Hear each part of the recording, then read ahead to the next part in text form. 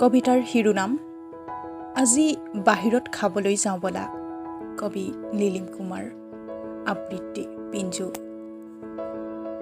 বগা শীতল বতাহ বলিছে, আজি বাহিৰত খাবলৈ যাওঁ বলা। আজি ঘূৰাই আনো বলা হেৰাই যোৱা আমি দুয়োজনক। আজি সেই তাহানিৰ আমাৰ হাত দুখনক ধৰিবলৈ দিওঁ বলা ইখনে সিখনক। বগা শীতল বতাহ বলিছে, আজি বাহিৰত খাবলৈ যাওঁ বলা। আজি দুয়ো আমাৰ চাহ দুটাক খোৱা মেজত বহি কথা পাতিবলৈ দি কাষৰ পৰা চাই থাকোঁ বলা। চাহ দুটাইতো এটাও মিছা কথা ক'ব নোৱাৰিব। সিহঁতৰতো কথা কোৱা জিভা নাই, সিহঁতৰ ভাষা নীৰৱতা। আজি আমি সিহঁতক শুনো বলা।